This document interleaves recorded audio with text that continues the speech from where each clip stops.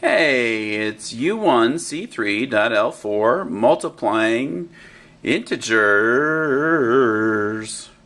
Here's Mrs. Benoit. Hi. This is the first video that you're going to do with us this year in 7th grade. So we're going to kind of walk you through how to do that in class. We'll do this one together. But this is what they'll look like, and you have the title and then the I can statement, and you know you need that for your notes. So this one is multiplying integers, and our learning target is I can multiply integers. By the end of today's video, hopefully you will be able to do problems like these three. You will see these three problems again at the end of the video, so you do not need to write them down now. Okay, there are two rules that go with multiplying integers. There's two kinds of integers that we have, the positives and the negatives. So for rule number one, when you're multiplying two positives, you're going to get a positive as your answer. And that's something that you've been doing since you learned your multiplication facts in elementary school. You multiply two negatives, that's also going to make a positive. So this is different than addition. When you were adding negatives, it was a negative. This is multiplying. When you multiply the negatives, it makes a positive. The idea being that when you multiply integers with the same sign, you get a positive integer. Okay, so if we practice that, I've got two problems down here, and you would write these in your notes as well. Negative 2 times 4. Hopefully you know 2 times 4 is 8. They're both positive, so that would be a positive 8. Then I have an example with two negatives. Negative 3 times negative 6. Multiply, do your facts as you know, just without the negative. 3 times 6 is 18. Since they're both negative, that's going to make a positive 18. All right, so that's rule 1. Rule 2 is when we have different signs. So if you're multiplying an integer, a positive and a negative, you're going to get a negative. And same with the flip. If you're multiplying a negative by a positive, you're going to get a negative. So multiplying integers with different signs equals a negative integer.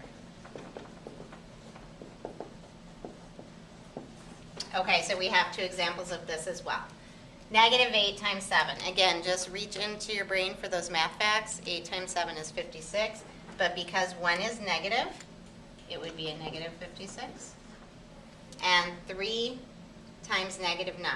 3 times 9 is 27, but because 1 is negative, it will be a negative 27. Okay, let's try some others here. In order of operations, earlier in the year, we talked about exponents. Remember when we did PEMDAS? What happens when we're multiplying with exponents with integers? We're going to look at a couple problems like that. So here we have 2 squared, 2 to the second power. There's two ways that you can think about that, okay? And what that means is that you take that number, 2, and you multiply it by itself twice. So you have 2 2's. 2 times 2, and 2 times 2 is 4. They're both positive, so we're going to have a positive 4. We can also have an exponent that's not a 2. We can have 3, 4, 5, okay? In this case, we have a 3, and you would read that as 2 to the third power or 2 cubed.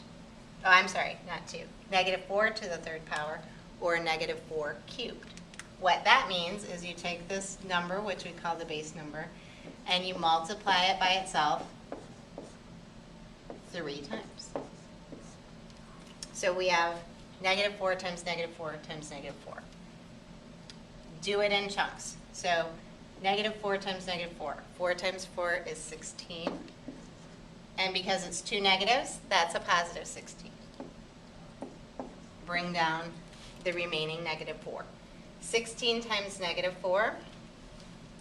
16 times 4 is 64. But because 1 is negative, we follow rule 2, so this would then be negative as well. Okay? So when we had it squared, it came out to be a positive. Cubed is a negative. Look for patterns when you do problems like that. All right, and then the last one that we're going to do is maybe multiplying three different integers. 1 times negative 2 times negative 3. Again, you can chunk it together. 1 times negative 2. 1 times 2 is 2, but it's negative because one of them is negative. And then negative 2 times negative 3. 3 times 2 is 6. Because they're both the same sign, they're both negative, it would be a positive 6.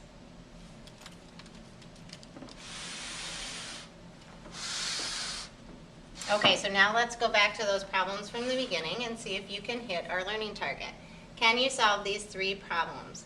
7 times negative 10, negative 3 to the third power, and negative 2 times negative 3 times negative 4.